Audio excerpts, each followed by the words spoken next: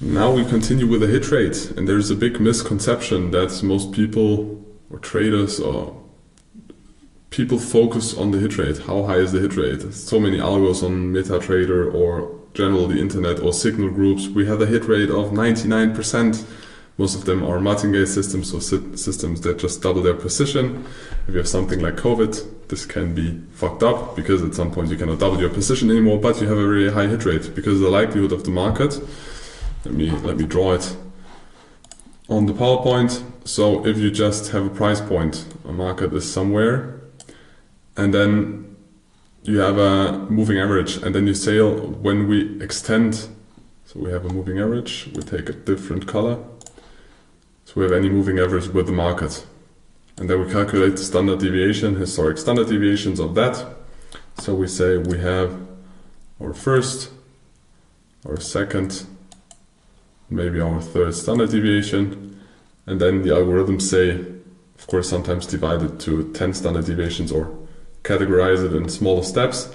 And then the market extends to this point. Then they just sell one position here. But then the market extends, and then they sell double of the position they sold here. They're selling again. And when the market extends even more to this point, they will sell a third time. And at some point, it is very likely that the market's going to reverse at least a little bit. It does not reverse until this point because we double the positions. So we have higher entry points. And then they just scale out in profit. And if this reversal is not there, they hold the position until they are in profit.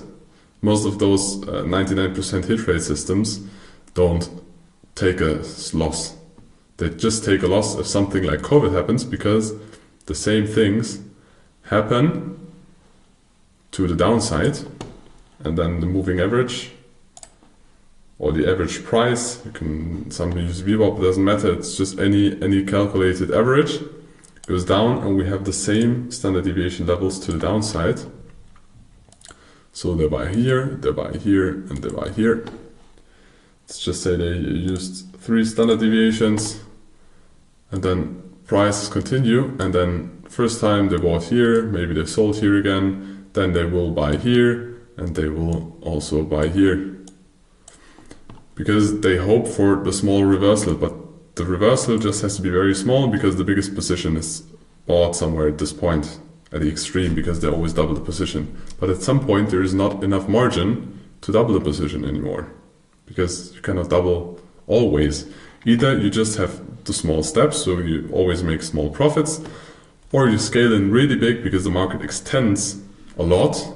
But if they extend more, then you can double, like in COVID, and you have a very long crash to the downside, or a crash we will most likely experience in 2025, where the markets are not like bull markets like in the last 15 years, where interest rates have been low and everything is just rising. You can also go to a longer bear market, which are not part of the calculations those algorithms are built on. And at some point, they cannot scale in anymore, and then the drawdown is going to get big, and then they're going to get wiped out, and the wipeout is to zero. So the risk management is, we risk everything to make small consistent profits, but the equity curves look very beautiful. Most of the times you have equity curves that look like this, so they're very, very, very steady with some dips in it. When you see, kind of ugly, but I think you get the point.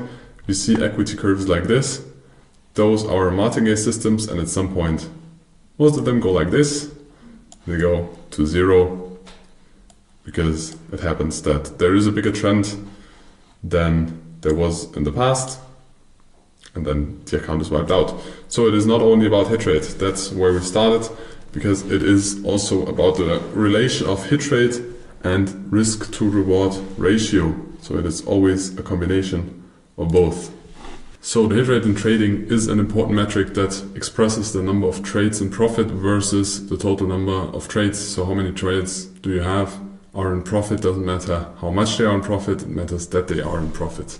It indicates how often a trader or a system of a trader showing or giving the feedback of a right decision. Can be also a right decision if there is no profit, but of course it's the best outcome.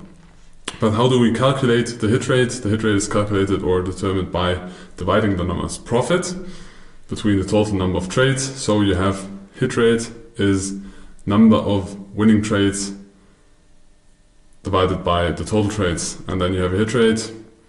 When we can make an example. So if you have 100 trades,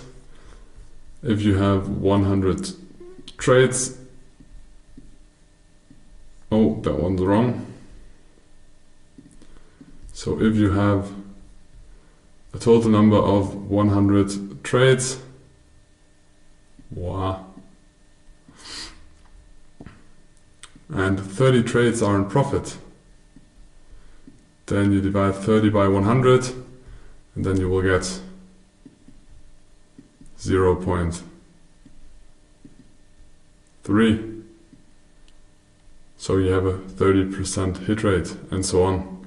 So when you have enough data, and you should at least have 100 trades, otherwise the number is going to vary a lot, but then you will get a graph, and the more trades you have in the beginning, the outcome of, let's say you have 100% on top hit rate and 0% down here, and then you start to calculate your hit rate in the beginning. The lower the less trades you have, the more volatile the result's gonna be, and then with the more trades you have, the more your hit rate will go in one direction or one area, most likely between the 50 and the 25% area. But the more data you have, the more reliable the number is that you should know. So at least you need 100 trades to backtest or to real life trades. So now you know everything about hit